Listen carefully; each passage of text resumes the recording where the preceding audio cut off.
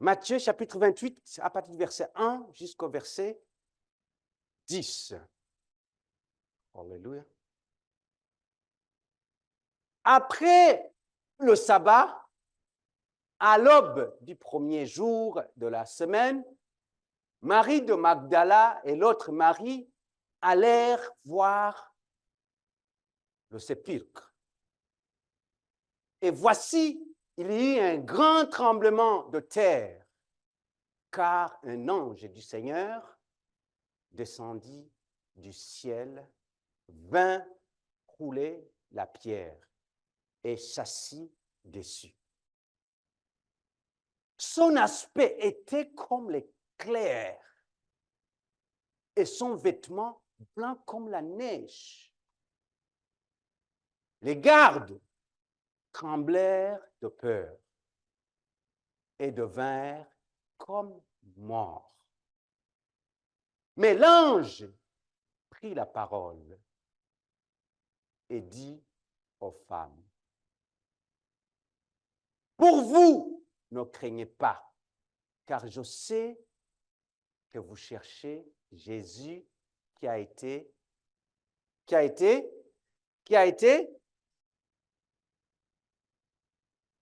il n'est point ici.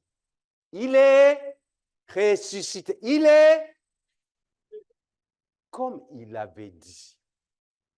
Venez, voyez le lieu où il était couché. Et allez promptement dire à ses disciples qu'il est ressuscité des morts. En d'autres termes, allez annoncer la bonne nouvelle. Et voici, il vous précède en Galilée. C'est là que vous le verrez. Voici, je vous l'ai dit. Elles s'éloignèrent promptement du sépulcre avec crainte et avec une grande joie. Et elles coururent porter la nouvelle aux disciples. Et voici Jésus vint à leur rencontre et dit, « Je vous salue. » Ils s'approchèrent pour saisir ses pieds et se prosternèrent devant lui. Alors Jésus leur dit, « Ne craignez pas. » Quelqu'un dit, « Ne craignez pas. » Ne craignez pas. Allez dire à mes frères de se rendre en Galilée. C'est là qu'ils me verront. Tendre Père, nous te disons merci pour ta parole. Merci de nous avoir permis d'être dans ta présence ici.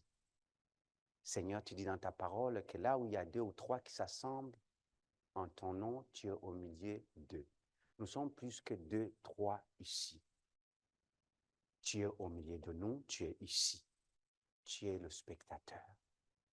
Éternel Dieu, qu'à travers ton esprit, tu puisses toucher chacun d'entre nous et nous parler personnellement selon nos besoins.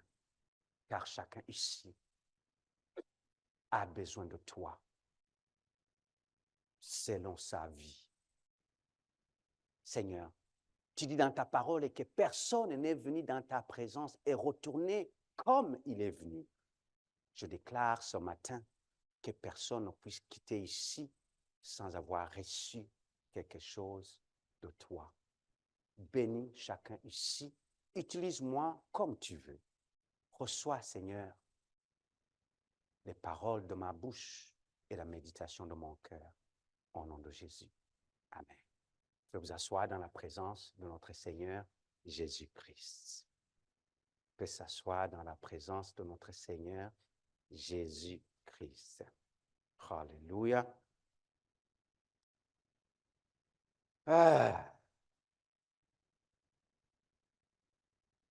Mes frères et sœurs,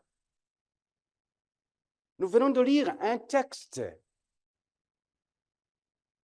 qui nous parle de la fin d'une histoire de la fin d'une histoire.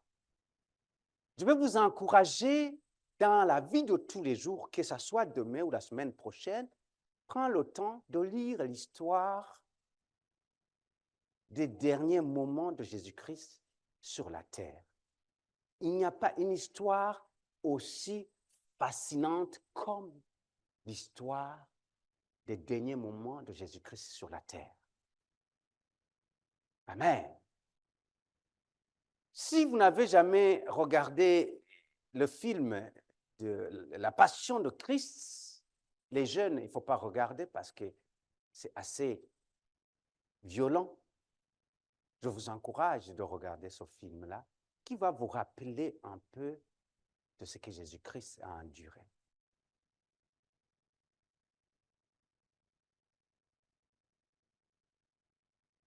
Vous savez, je ne sais pas si vous avez déjà été regarder un film au cinéma ou à la maison chez vous. Un film que vous ne connaissez pas. Je n'ai pas de problème à regarder un film que je ne connais pas. J'aime ça. Surtout si c'est un film où il y a du suspense. Mais quand vous allez regarder un film qu'on vous a déjà raconté l'histoire, c'est difficile d'entrer dans ce film-là, de vivre les émotions de ce film. Je m'en vais quelque part ici. Quand nous lisons l'histoire de la crucifixion et de la résurrection de Jésus-Christ, nous lisons cette histoire, mais cette histoire est affectée, notre façon de comprendre cette histoire est affectée parce qu'on nous a déjà raconté la fin de l'histoire.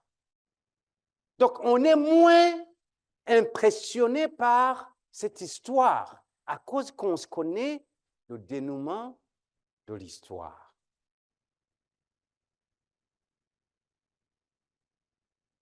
Je ne sais pas si vous avez déjà regardé un match que vous aimez, si peut-être vous aimez le basketball ou le hockey ou le tennis ou le football ou le soccer, tout ce que vous voulez. Une des choses que j'aime pas du tout, c'est d'aller regarder un match à la télévision alors qu'on m'a déjà donné le score. Parce qu'il n'y a plus de... Ça ne captive pas ton attention. Parce que peu importe, celui qui va bien contrôler le ballon et bien tourner et marquer, quand tu sais qu'il fait partie de l'équipe qui va perdre, ça ne t'impressionne même pas.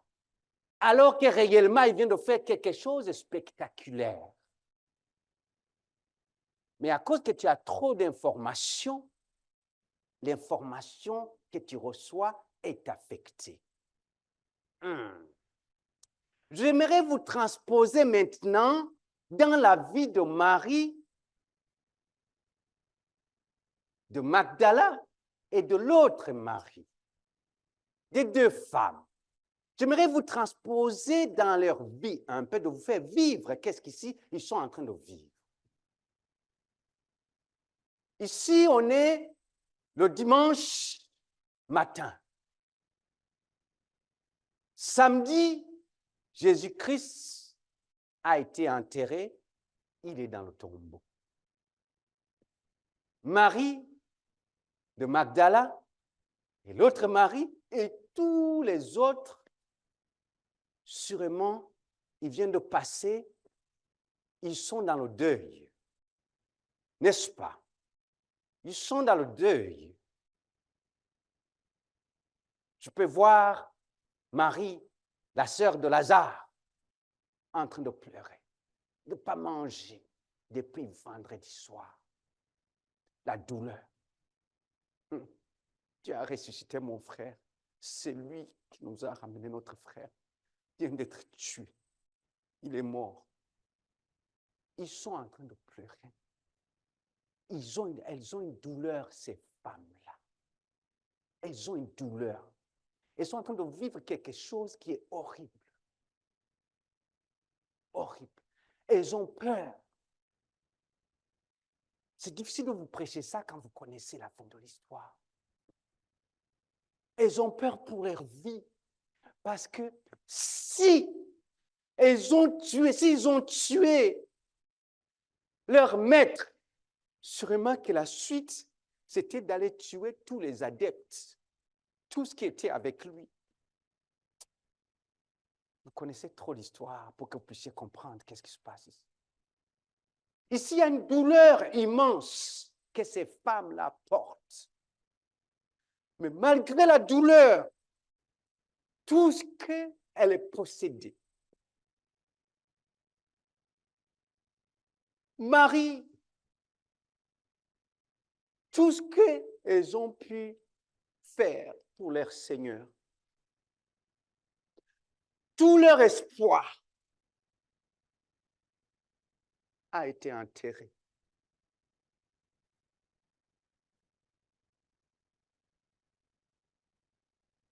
C'est une chose, quand quelqu'un te prend ce qui t'appartient.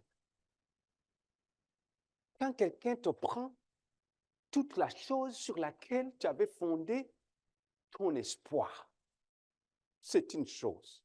C'est une autre chose quand tu sais que la personne qui t'a appris tout ce sur quoi tu avais fondé tout ton espoir et que tu sais que la personne peut revenir maintenant après toi. Tu vis dans une cave. Tu n'as plus envie de vivre. Tu as perdu le goût d'être appelé. Tu ne te rappelles plus de ton nom. Tu ne sais plus qu'est-ce que demain ça va être. Les deux femmes décident. Il faut qu'on aille voir notre Seigneur. Si vous cherchez le titre de mon message aujourd'hui, c'est « Il roule toujours la pierre ». Il roule toujours la pierre. Il roule toujours la pierre. Ces femmes, en décidant d'aller voir, là on avait enterré leur maître, étaient exposées à un danger imminent. Je pense que, je ne sais pas si vous avez déjà lu cette histoire, s'expose à un danger imminent. Pourquoi? On va le voir tout de suite. On va le voir.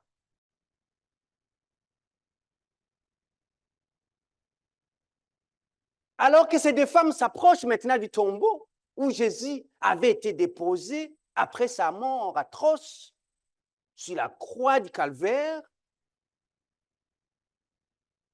ces femmes s'attendaient à trouver ce que toute personne aurait pu s'attendre de trouver, à trouver. Ils s'attendaient à trouver un cadavre enterré dans un tombeau, car c'était ça l'ordre des choses, n'est-ce pas? Souvent, mes frères et sœurs,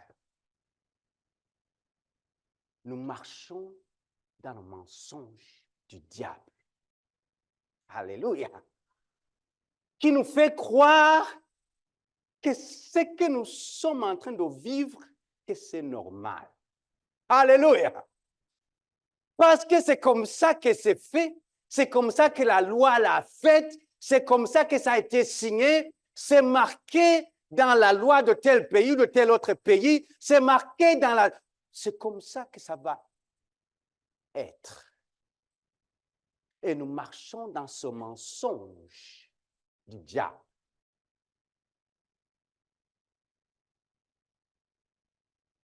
Pourquoi? Parce que lorsqu'une personne était crucifiée à cette époque, cette personne mourait. Ce n'était pas la première fois qu'on crucifiait quelqu'un, qu'on tuait de cette sorte-là. Mais quand on mettait quelqu'un à la croix, vous savez pourquoi je sais que ce n'est pas la première fois? Quand Jésus était à la croix, est-ce qu'il y avait, à la montagne, il y avait combien de croix? Il y avait 3 qui étaient là. Donc, c'est-à-dire que c'était dans leur coutume de crucifier. Donc, quand quelqu'un était à la croix, c'était clair, c'était à 100% assuré que la personne mourrait. Et Jésus était clairement mort. OK? Était clairement mort. Ceux qui disent qu'on l'a enlevé de la croix avant qu'il puisse mourir, c'est faux et archi faux. Quand vous faites des recherches, à cette époque, tout ce qu'on mettait à la croix, il n'y a personne qui quittait là-bas avant de mourir. Donc, Jésus était mort, clairement était mort. Il y avait beaucoup de témoins qui l'ont vu. Et lorsqu'une personne était morte, je vous transporte à cette période-là, lorsqu'une personne était morte, elle était enterrée. Ici, je suis en train de vous parler de l'histoire pour comprendre, parce qu'il y en a qui développent d'autres choses. À cette époque, quand une personne était morte, elle était enterrée. OK? Elle n'était pas momifiée comme on entendait avec les rois dans l'époque qui étaient momifiés. Non, elle était enterrée. Donc, en d'autres termes, Jésus avait été clairement enterré. Donc, le tombeau de Jésus, c'était réel. Il n'y avait rien d'inventé. Jusqu'ici, vous me suivez. Alors,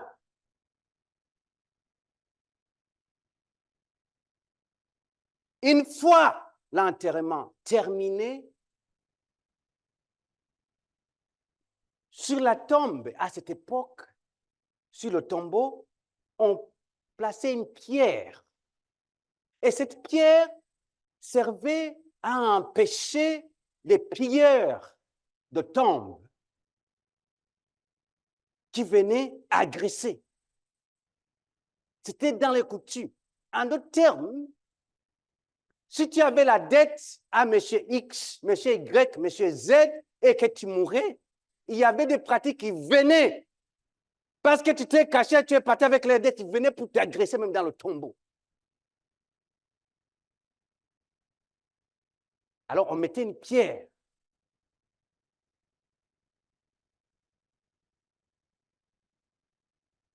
Suivez-moi très bien ici. Je m'en vais quelque part. Alors, ici, l'histoire continue. Dans le cas de Jésus-Christ, comme c'était leur coutume, qu'est-ce qu'ils ont fait? Ils ont mis une pierre. Quelqu'un dit une pierre. Mais comme ils savaient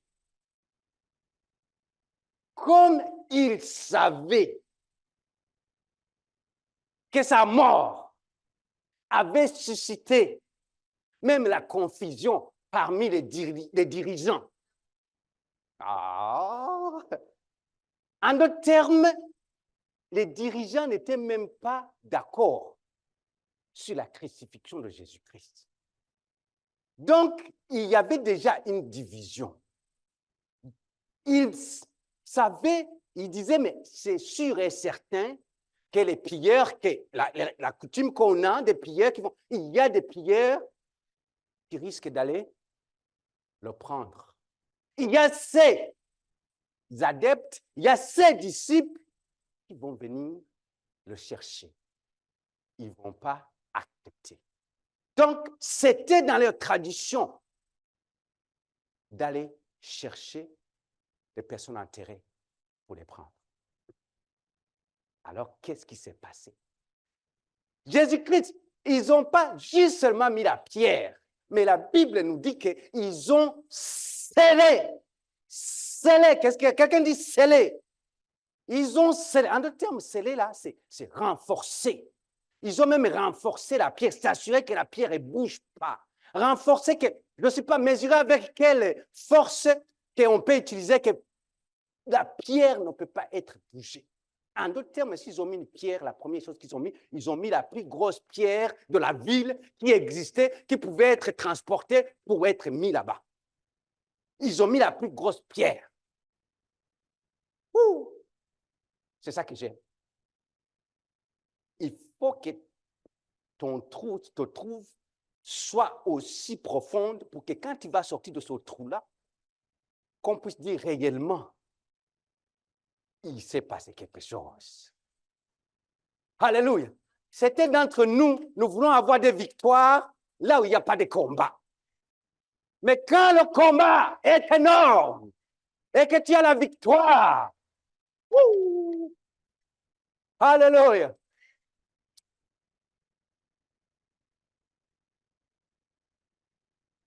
Je reste dans mon temps. On a scellé. Comme si ce n'est pas assez, ils ont dit non, non, non, non, non, non, non. Pour l'homme de Galilée, on ne va pas juste mettre la plus grosse pierre et sceller. Non, ici, là, la situation est compliquée. Cherchez qui? Cherchez qui? Cherchez des gardes. Cherchez des gardes.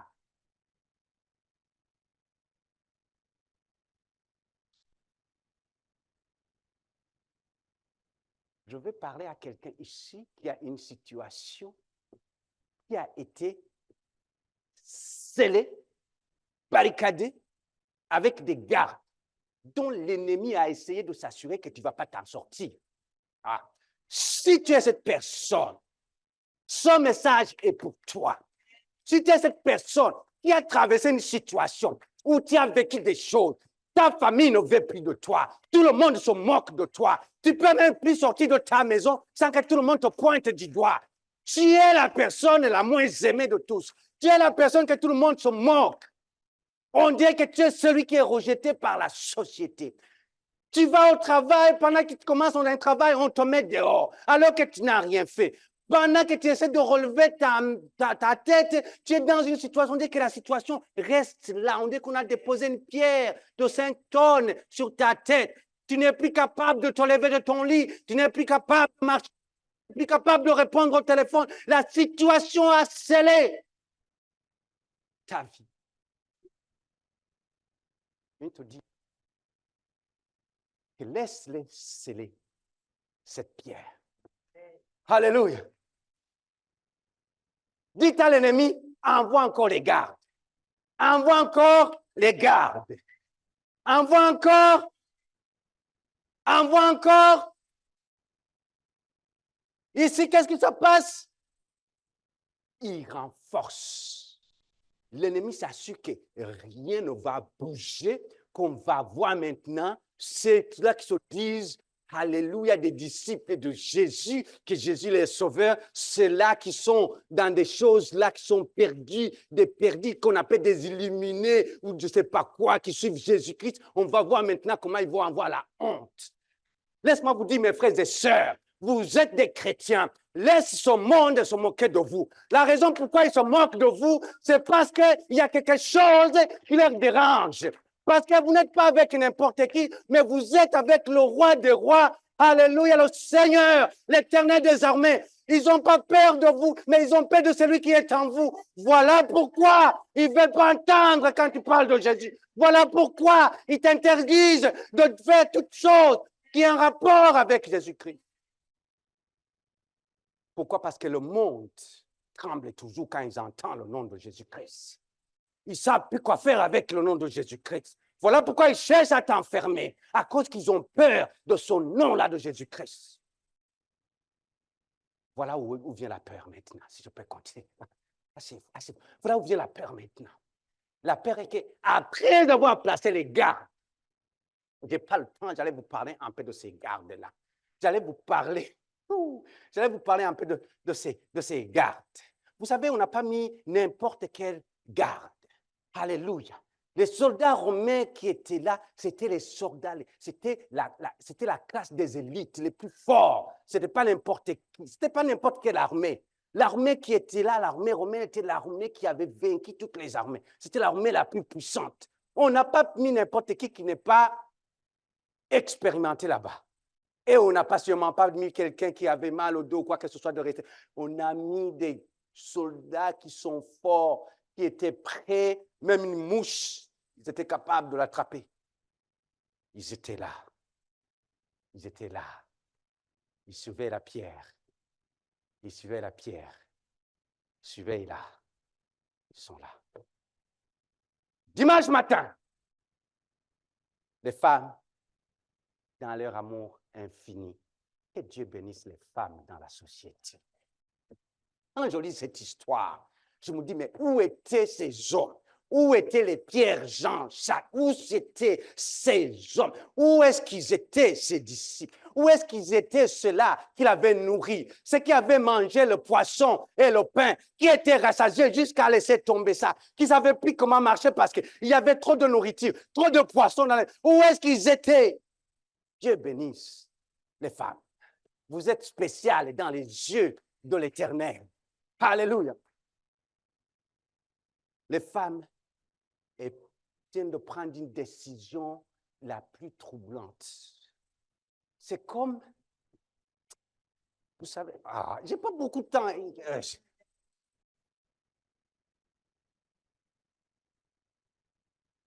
Vous vous rappelez de mars et avril 2020.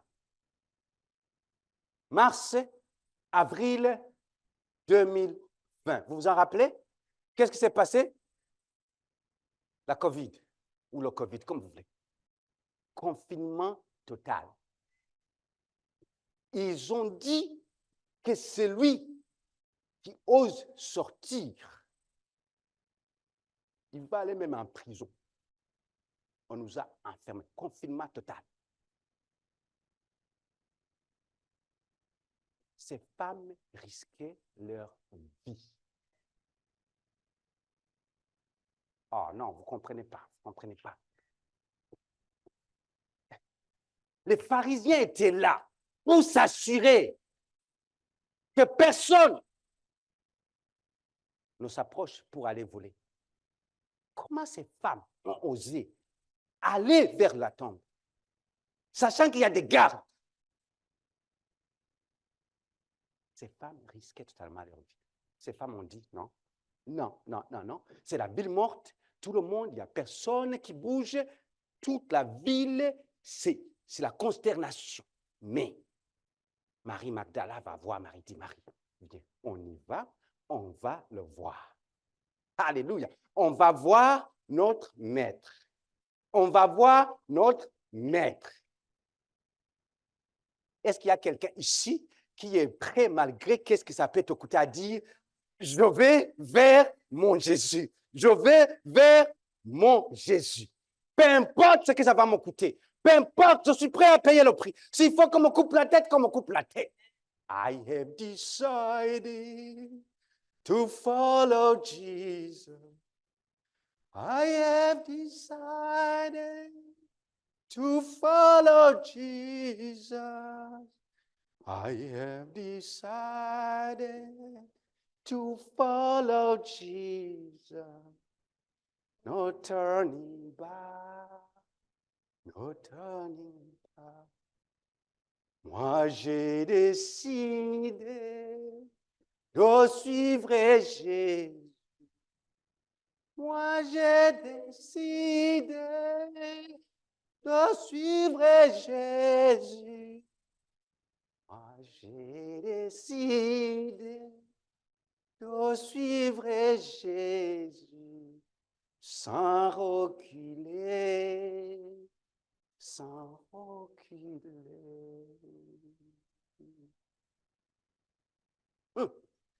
Ces femmes ont dit, nous avons décidé de le suivre. C'est notre maître. On y va. Elles y vont. Quand elles arrivent, Vas-y au verset qui suit. Et voici, il y eut un grand tremblement de terre.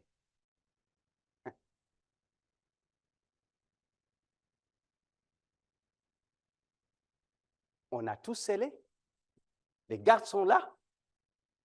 Les pharisiens sont en train de prendre leur verre. Toute la nuit, ils n'ont pas dormi, ils sont en train de célébrer. Ah, on les a fermé la gueule maintenant. Ces personnes-là qui nous cassaient la tête avec leurs conventions avec Jésus-Christ, les dimanches qui vont à l'église, qui nous cassent les oreilles, ces personnes qui parlent toujours de Jésus, ces personnes qui venaient là, qui nous disaient que c'est lui le roi. Attends, le roi, oh là là, ils étaient en train de célébrer parce qu'ils avaient réussi à fermer la bouche à tout le monde.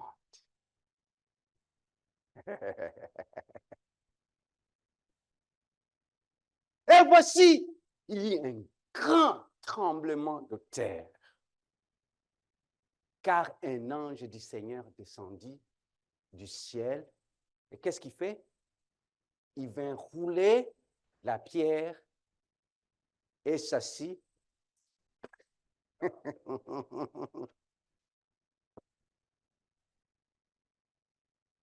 Nous servons un Dieu merveilleux. Vous savez, la Bible nous dit que chaque personne ici a un ange qui lui a été assigné. Chaque personne. Pendant que tu marches, pendant que tu dors, tu as un ange qui t'a été assigné. Il veille sur toi. Il te surveille.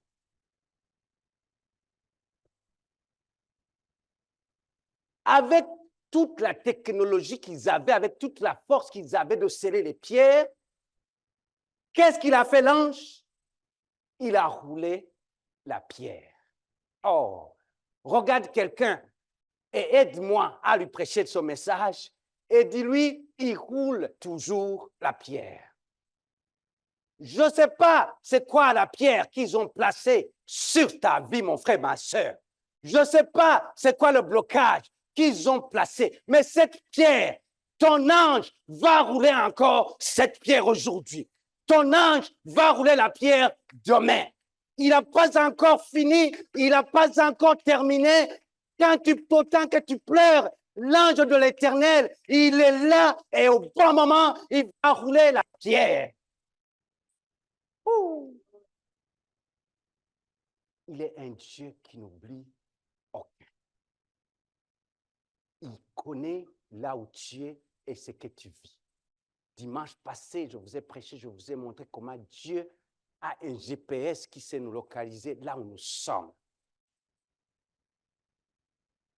Quand il a roulé la pierre, ce n'était pas suffisant. Il a dit, j'ai roulé la pierre. Et il a dit, je vais m'asseoir dessus. En d'autres termes, je vous ai parlé de s'asseoir. Alléluia. Quand Jésus s'assoit, je vous ai parlé dans la cour, quand le juge s'assoit. En d'autres termes, quand le juge s'assoit, toute la cour qui siège là-bas, c'est un signe que la cour maintenant va siéger et c'est un signe maintenant que tout le monde se tait. Oh oh, oh oh. Ici, il y a des personnes, l'ange est assis sur la pierre qu'ils ont déposée sur toi. Il est assis dessus. Et en d'autres termes, il est en train de dire à la situation que tu as traversée, que tu traverses, il est en train de dire, c'est toi maintenant. Le calme maintenant, c'est moi ici qui s'est présenté en personne. En d'autres termes, dis-moi Dieu, je suis sur ta situation. Pourquoi? Ah, il faut que je vous laisse. Il faut que je vous laisse. Alléluia. Il y en a qui vont commencer à dire, non, mais le passé prêche beaucoup.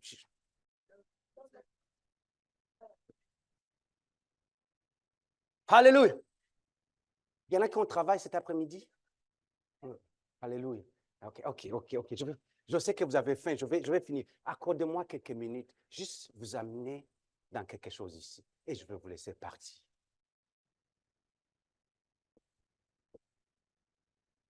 Quand quand il y a eu le tremblement, les soldats qui étaient là, ils ont commencé à trembler, n'est-ce pas? Et ils sont devenus comment? Ils sont devenus comment? Ils sont devenus comment? Je ne sais pas quels sont les démons que l'ennemi a essayé de placer sur ta vie. Je ne sais pas quels sont les problèmes que l'ennemi a essayé de placer sur ta vie. Je ne sais pas qu'est-ce que l'ennemi essaie de te lancer comme flèche. Je ne sais pas qu'est-ce qui te dérange. Mais quand Dieu envoie son ange dans ta situation, tout cela qui parlait contre toi, tout cela qui ne voulait pas de toi, il va fermer leur gueule. Ils vont être comme des hommes morts. Toute situation qui pesait sur toi va être comme une situation morte. Il n'y a plus de condamnation pour ceux qui sont en Christ. Il va fermer la gueule, la bouche de tout cela qui sont contre toi. Je ne sais pas quelle situation que tu vis. Ce sont les études qui te compliquent. Laisse seulement l'ange de l'Éternel, que l'Éternel t'a assigné, s'asseoir dessus. Alléluia. C'est dans tes business. Et tu vois qu'on dit qu'il y a des blocages, c'est lourd. Donne la place. Ne prends pas trop de place à l'ange de l'Éternel. Donne la place à l'ange de l'Éternel de s'asseoir dessus. Et laisse, quand il va descendre et qu'il va prendre le contrôle, ils vont être morts. Tous ces ennemis-là. Peu importe l'expérience qu'ils avaient. Ces militaires qu'on a mis là-bas, ce n'étaient pas des recrues. C'était des militaires aguerris, des vrais combattants, qui savaient combattre dans toutes les situations, qui avaient de l'expérience. Qu'est-ce qui va se passer s'il y a de l'insurrection? Qu'est-ce qui va se passer s'il y a... Sûrement, ils avaient une formation top. C'était des Marines, si je peux appeler ainsi. Alléluia. Ils avaient toute la formation. Mais malgré tout ce que l'ennemi peut avoir comme pouvoir ou force, quand l'Éternel rentre dans tes choses, c'est mort. Alléluia. Alléluia. Alléluia. Je ne sais pas si vous êtes en train de recevoir cette bonne nouvelle comme moi.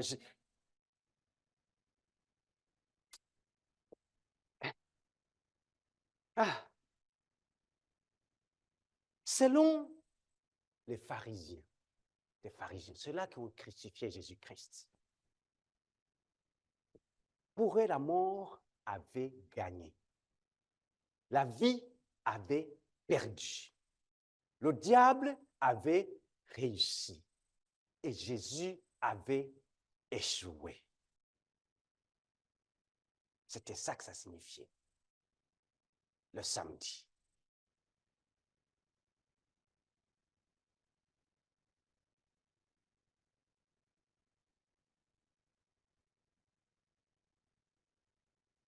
Et quelque chose se passe.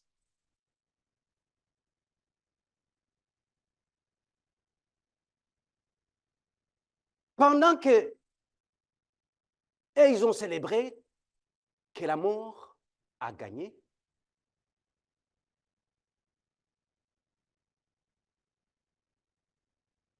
la pierre est en train de souffrir. Les gardes sont en train de souffrir.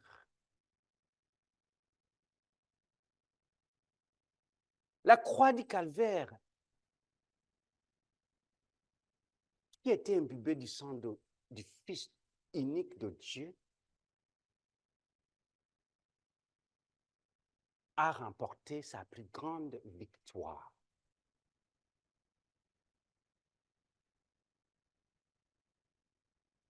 Mais avant qu'elle remporte sa plus grande victoire, il y a eu un samedi. Et le samedi, c'était le deuil.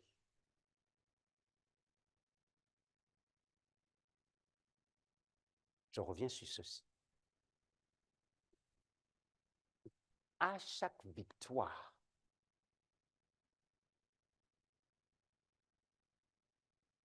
il y a un deuil qui vient avant. À chaque fois, je me sens faible, je me sens attaqué en tant que serviteur de Dieu. Je commence à faire très attention parce que je sais qu'il y a une victoire qui arrive. Ne pleure pas sur tes deuils. Sois très attentif sur la victoire qui arrive. Parce qu'avant la résurrection, il doit y avoir le vendredi, la mort. Avant Pâques, avant dimanche, on doit avoir le vendredi. Et le vendredi, c'est la crucifixion. Ah! Oh, oh, oh, oh. Jésus-Christ, vendredi, a dit portez la croix. Dans Matthieu chapitre 16, verset 24, je vais vous parler de quelque chose ici. Jésus, il dit à ses disciples, si quelqu'un veut venir après moi, c'est ça? Si quelqu'un veut venir après moi, qui renonce à lui et qui se charge de sa croix et qui me suit. Qui se charge de ça? Qui se charge de ça? Tu vas avoir des vendredis dans ta vie. Tu dois porter cette croix. Regarde quelqu'un, porte cette croix. Dis-lui, porte cette croix. Porte cette croix. Une des choses qui est un problème, mes frères et sœurs, c'est porter la croix. Personne ne veut le vendredi. Personne ne veut le vendredi parce que le vendredi, il n'y a pas de luxe. Le vendredi, ce n'est pas la joie. Le vendredi, c'est pas beau. Le vendredi, tu portes ta croix. Le vendredi, tu traverses des moments difficiles. Le vendredi, tu es sur le point d'abandonner. Le vendredi, tu es sur le point de commettre la chose la plus, je ne sais pas, qui puisse exister. Mais tu dois porter ta croix pour avoir ta Pâque. Ah.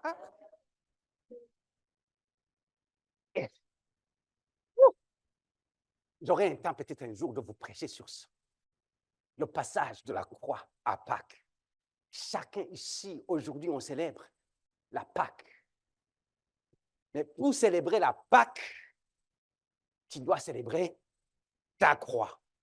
Alléluia.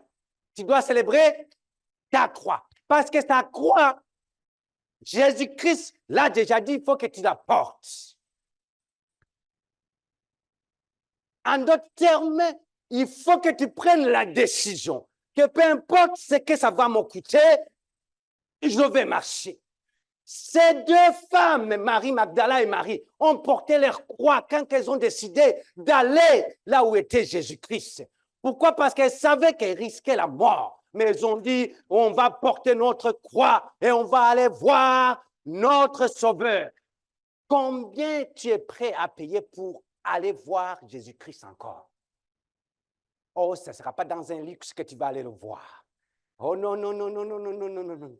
Ta maison de 5 chambres ne pourra pas t'aider à aller le voir. Ta voiture de 2025 ne pourra pas t'aider à aller le voir. Mais c'est ta croix qui pourra t'aider à aller le voir. Alléluia. Ton compte en banque ne peut pas t'aider à aller le voir. Ton emploi qui paye, peu importe le montant, ne peut pas t'aider à aller le voir. Mais quand tu portes ta croix, quand tu dis Seigneur Jésus, peu importe ce que ça va me coûter, je suis prêt à venir vers toi, je suis prêt à t'avoir dans ma vie et que tu puisses me guider, je vais porter cette croix. Au moment où tu décides de porter ta croix, l'ange est envoyé pour qu'à Pâques, pour qu'il puisse s'asseoir sur la pierre et que le témoignage soit celui de Pâques. Ah, pour clôturer maintenant, si vous le permettez.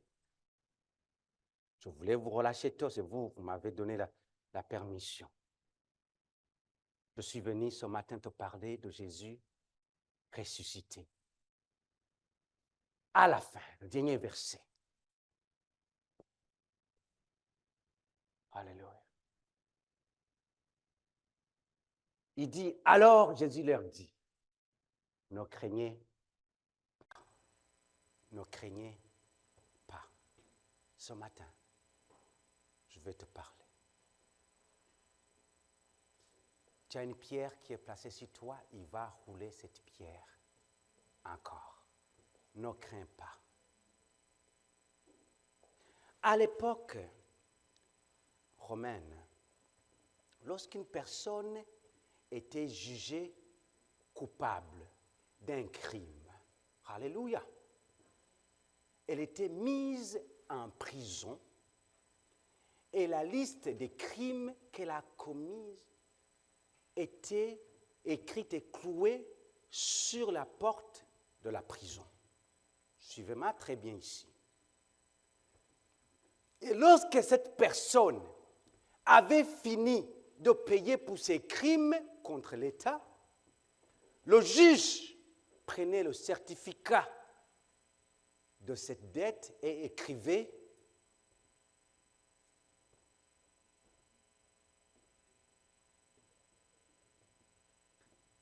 Tetelestai.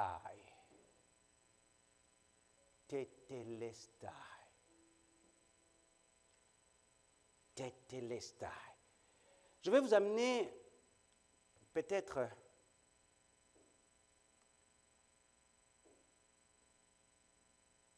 dans Jean chapitre 19, verset 30. Je ne sais pas si...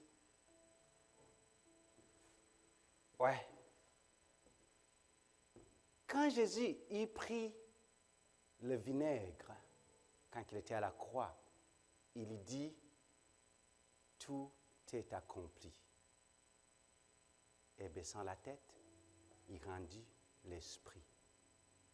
Ça, c'est la dernière phrase que Jésus a prononcée sur cette terre. C'est quelle est la dernière phrase? Quelle est la dernière phrase? Et il n'y a rien d'autre qu'il a dit.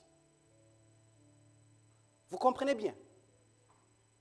Quand quelqu'un va mourir et qu'il dit, si c'est un père dans la famille ou une maman dans la famille, et qu'elle dit quelque chose, les dernières paroles sont très importantes pour la famille. Souvent, ils vont parler des dernières volontés de la personne. Souvent, il va dire la ligne directrice de ses enfants, comment ils devaient se comporter. Et des fois, il va révéler des choses qu'il n'a jamais dit. Dites, ici, c'est la dernière phrase que Jésus prononce sur cette terre. Il dit quoi? Tout est accompli. Quand vous traduisez ce mot-là, tout est accompli, intégralement, en grec, qui était le mot que le juge écrivait sur le certificat qu'il donnait aux prisonniers qui avaient fini de payer les crimes qu'il avait commis en prison. Il donnait ce certificat-là, il écrivait dessus, tout a été payé. C'était tetelestai, tout a été payé. Et on peut l'interpréter, tout a été payé, mais aussi, tout est accompli. Alors ici, quand vous lisez la Bible en grec, vous allez voir que le Nouveau Testament a été écrit en grec. Jésus-Christ, quand avant de quitter cette terre, il a dit « tetelestai ». En d'autres termes, tout a été payé. Tout a été payé. Jésus-Christ a tout. Ce document que le juge donnait aux prisonniers maintenant, il le rendait libre maintenant. Si jamais quelqu'un essayait de l'arrêter, ou essayait de lui demander, ou essayait de le condamner encore, cette personne montrait le document et aucun autre juge n'avait droit de le condamner encore. Il était complètement libre car tout avait été payé en totalité. Il avait ce certificat, ce papier-là qu'on lui donnait. Mes frères et sœurs, Jésus-Christ a porté nos péchés à la croix de Golgotha. Jésus-Christ a pris ce qui était contre nous et il a cloué sur la croix de Golgotha. Quand il baissa la tête et quand il a dit que tout est accompli, entièrement payé, c'est le même mot que Tetelestai. Et pour moi et pour toi, ça signifie intégralement, aucun ennemi ne peut nous condamner. Aucune peur n'a besoin de nous contrôler. Aucune faute ne peut nous séparer. Rien ne peut être contre nous. Car si quelqu'un essaie de faire quoi que ce soit contre toi, tu sors le certificat qui marque Tetelestai. Est-ce que quelqu'un peut dire dans les yeux de l'ennemi, Tetelestai, tout a été accompli? Ça, c'est l'assurance que tu as. Ça, c'est le certificat que tu as. Alléluia. Tout a été accompli devant tes ennemis. On peut se tenir debout, s'il vous plaît. Pâques est arrivé. C'est la plus bonne nouvelle qui puisse arriver dans la vie des enfants de Dieu.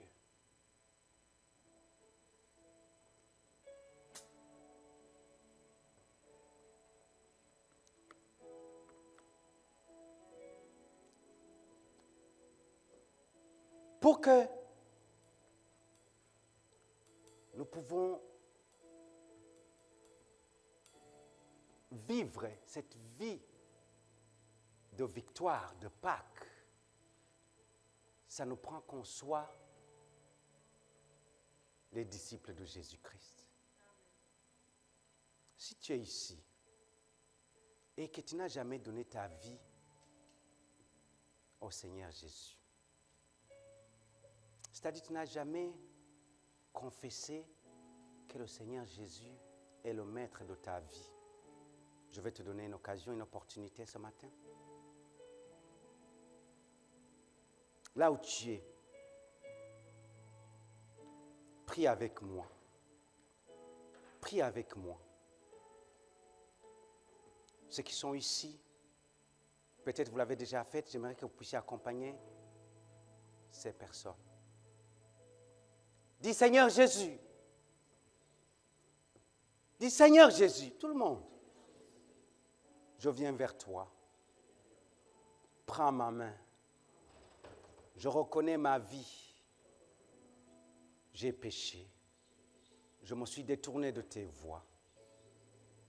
Seigneur, je viens demander pardon. Pardonne-moi. Lave-moi, Seigneur. Purifie-moi. Prends ma main, Seigneur Dieu. Dirige-moi. À partir d'aujourd'hui, je renonce à mon passé et je déclare que je deviens une nouvelle créature. Je deviens une nouvelle créature au nom puissant de Jésus. Si tu as fait cette prière, quand on va finir, j'aimerais qu'on puisse se rencontrer pour pouvoir te guider pour cette décision que tu viens de prendre. Maintenant que tout le monde a donné sa vie à Christ, si Jésus-Christ est ressuscité,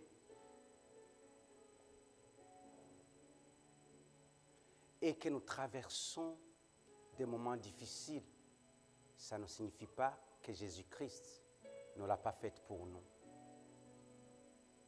Jésus-Christ a créé, Dieu a créé le bien seulement. Dieu n'a jamais créé le mal. Le mal est là. Je veux que tu puisses faire une prière sincère. Et que tu puisses dire, Seigneur Dieu, je sais, Jésus, tu es venu pour moi et à la croix, tu as dit tout est accompli. Que tu as tout payé pour moi. Tu vas maintenant voir les situations que tu as dans ta vie personnelle. Tu vas dire qu'aujourd'hui, le jour où on célèbre cette victoire de Pâques, toi, maladie, je te déclare, voici le certificat que le Seigneur m'a donné. Je te déclare que je suis guéri au nom de Jésus. Toi,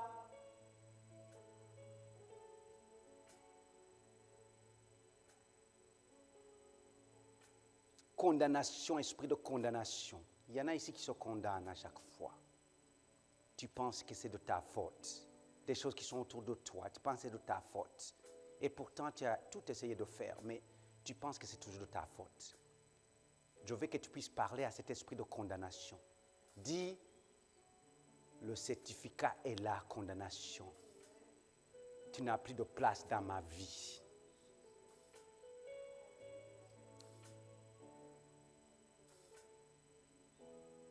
Il y en a qui ont un esprit de peur maintenant.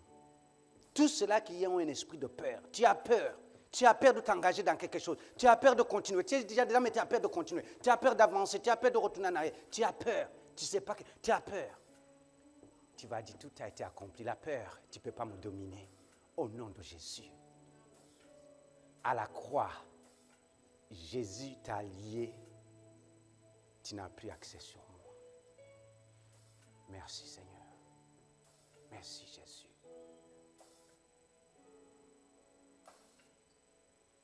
Juste là où nous sommes, je vais vous demander de juste lever la main vers le ciel.